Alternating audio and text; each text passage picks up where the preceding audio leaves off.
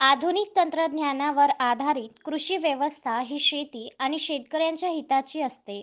कृषी क्षेत्रात होत असलेले नवीन संशोधन, शेती पद्धती आणि आविष्कार सर्वसामान्य शेतकऱ्यांकरिता असते. त्याची अंमलबजावणी आणि ते तंत्रज्ञान शेतकऱ्यांपर्यंत पोहोचविणे, शेती शेतकऱ्यांचा विकास साधण्यास कृषी विज्ञान केंद्र सक्षम आहेत. वर्तमान परिस्थितीचा विचार करता देशाचे सक्षम नेतृत्व पंतप्रधान नरेंद्र मोदी कृषीप्रधान व्यवस्थेला भक्कम बळ देत आहे. त्या अनुषंगाने पीएम किसान योजनेसह विविध योजनांची अंमलबजावणी सुरळीत सुरू आहे. केंद्र आणि राज्य सरकार शेतकऱ्यांच्या हितासाठी कार्य करीत असून शेतकऱ्यांनी सुद्धा कृषी विज्ञान केंद्राच्या माध्यमातून शेतीला उद्योगाचे स्वरूप देत स्वतःचा विकास साधावा. कृषी विज्ञान केंद्र घातखेड दरवेळी नवनवीन शेतीविषयक संशोधन, प्रयोग आणि शास्त्रीय मार्गदर्शनातून आजवर असंख्य शेतकऱ्यांचा विकास साधला आहे. कृषी विज्ञान केंद्राच्या अद्ययावत तंत्रज्ञानाच्या माध्यमातून प्रगतशील शेतकऱ्यांनी सुद्धा या कृषी विकास प्रक्रियेत सहभाग घेत सामूहिक विकास साधावा, असे आवाहन खासदार डॉक्टर अनिल बोंडे यांनी समस्त शेतकरी बांधवांना केले. 28 सप्टेंबर 2024 रोजी या अभियानाचा समारोप कार्यक्रम आयोजित करण्यात आला होता. श्रम साफल्य फाउंडेशन द्वारा संचालित कृषी विज्ञान केंद्र घातखेडच्या अध्यक्षा माजी राज्यमंत्री वसुधा देशमुख यांच्या अध्यक्षतेखाली उद्घाटक म्हणून खासदार डॉक्टर अनिल बोंडे समारोपीय सोहळ्याला उपस्थित होते.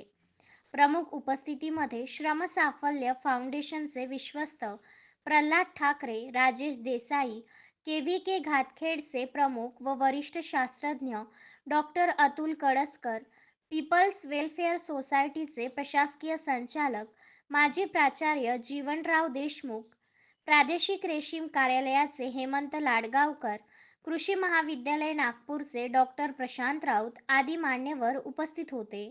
यावेळी खासदार डॉक्टर अनिल बोंडे व माजी मंत्री वसुधा देशमुख यांच्या हस्ते वृक्षारोपण करण्यात आले.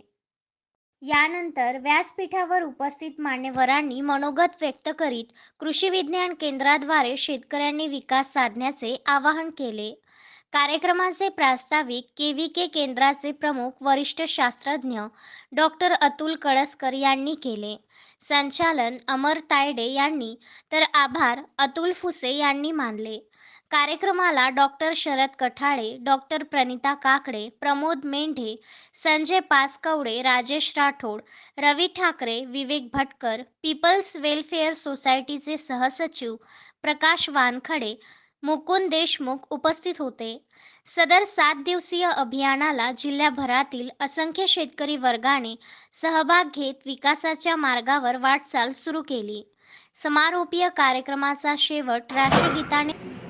शेतकरी समृद्धी सप्ताहाच्या समारोपीय कार्यक्रमाच्या निमित्ताने आज घातखेडा इथल्या केव्हीकेमध्ये मी इथे आलो आणि सर्व शेतकरी बांधव, शेतकरी महिला, बचत गटाच्या महिला आज इथे उपस्थित होत्या आणि कार्यक्रमाच्या अध्यक्ष, या संस्थेच्या अध्यक्षा आदरणीय वसुधाताई देशमुख यांनी अतिशय सुंदररित्या नवीन ज्या गोष्टी आहे, ज्या शेतकऱ्यांनी करायला पाहिजे त्यावर मार्गदर्शन ठेवलं होतं. विशेषतः बांबू मिशन असो किंवा रेशीम उद्योग असो,